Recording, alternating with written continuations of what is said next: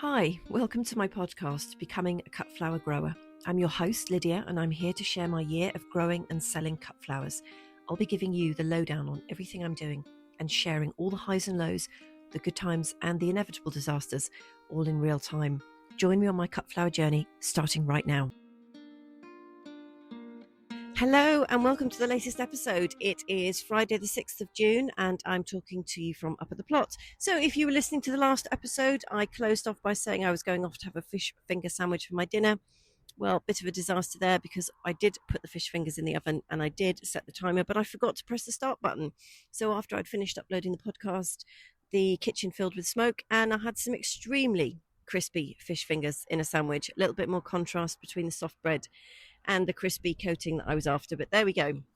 Can't be brilliant at anything at the moment. So I've had a busy few days. I've been pinching out things like mad. So anything that branches like snapdragons, calendula, they've all been pinched out. The calendula, quite promising because there are lots and lots of buds coming. So not just the leader, but there's all sorts of side buds and stuff going on. So that was very exciting. We've had quite a bit of rain this week as well, which has been amazing. And I have to tell you how we sorted out the lack of water because I had a bit of a meltdown earlier in the week about running out of water completely. So there was nothing in the water bowsers on the plot whatsoever. So I had about 500 litres for the chickens and that was it. So what we've done is gone to like our emergency DEFCON 1 position, which is where my other half brings up wheelie bins filled with tap water from his house in the back of his transit van. And we use buckets to transfer the water from the wheelie bins into the IBC. But first of all, we had to empty out the 500 litres in IBC 1 and get that down via the hose pipe all the way down to the IBC 2 and 3, which is in the flower plot. And we had some issues with siphoning.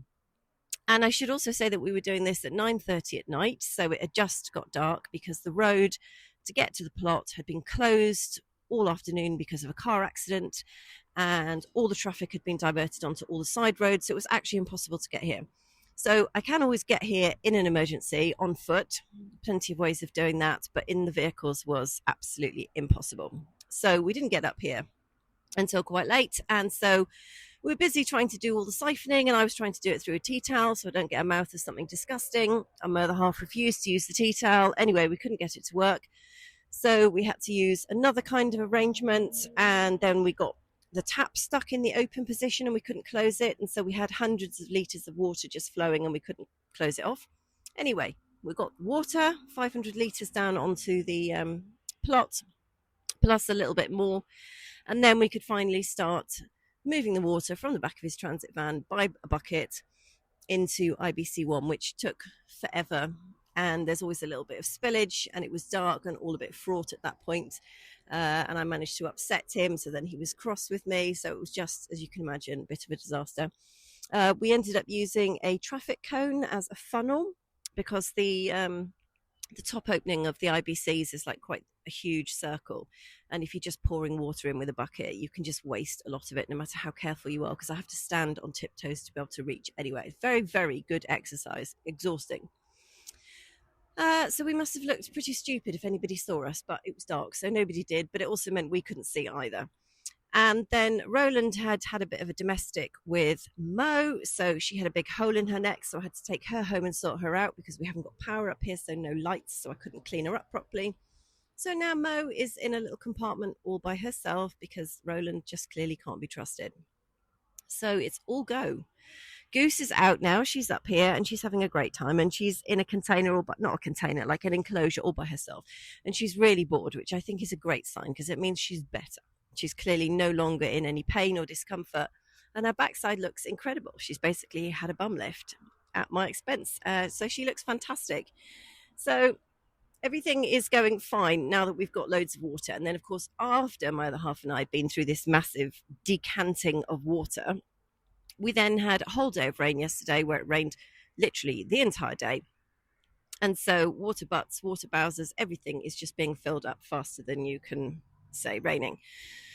So now at least there's plenty of water everywhere, which is amazing. And all the seedlings seem to have put on a growth spurt just since yesterday. I know that the lack of water up here was holding them back. But everybody seems to be doing incredibly well. So that's that.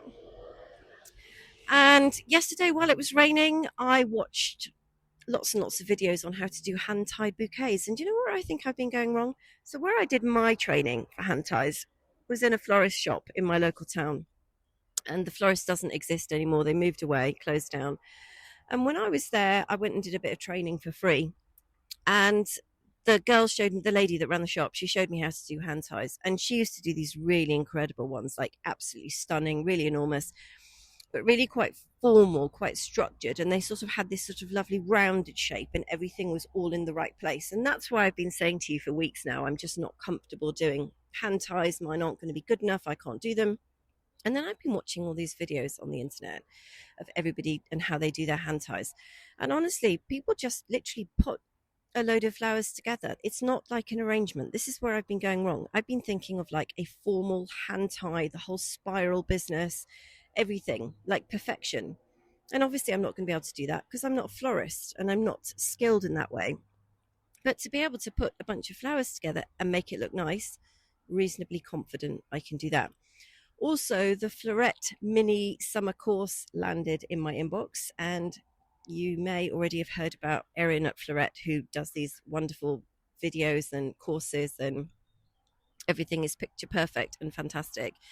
She did like a 3-video series on cutting and conditioning, pinching out, and also doing bouquets, and how she does one per minute. And she has this amazing like whole sort of station laid out with all the flowers positioned according to what variety they are, and she just works her way down the station. And then she has a table at the end, and she handed the bunch of flowers to, I don't know if it was a husband or somebody that she works with, and he chops the end off and puts an elastic band around. Also, I learned a technique on how to do that, which I had no idea about. And then he puts it in a sleeve and puts them on a pile. And I thought, well, I don't know, I'm always upsetting my other half, so I wouldn't risk handing him a bouquet of flowers. He'd probably murder me instead of actually chopping the ends off. But the point was, she makes them incredibly quickly, and she's literally just putting the flowers together in a very beautiful way, but it is not some kind of formal, spiralized, beautiful hand-tie bouquet, which I was just obsessed with my inability to make that. Turns out when you take things to markets, farmers markets, they really don't need to look like that at all. So I feel quite excited about that, and I'm determined to crack it. So I've got some more cornflowers to go in shortly, which is why I'm talking really quickly, because I want to get on and get those guys in the ground, and also some scabious, and just check the rest of the seedlings and make sure everyone's okay. It's been very windy, and that kind of annoying wind where a couple of my sort of hopeless cosmos have just sort of fallen over. Everybody else is fine. There's always one, isn't there? And the other thing to say is that I am not going to be around next week. I'm just having a week holiday from the podcast. But I will be back week commencing Monday the 16th of June, and I really hope you will join me then. And I hope that I will have more flowers out ready to go, and we can have a catch up. In the meantime, I hope you're well. I hope you have a wonderful week next week, and happy growing. Catch you soon.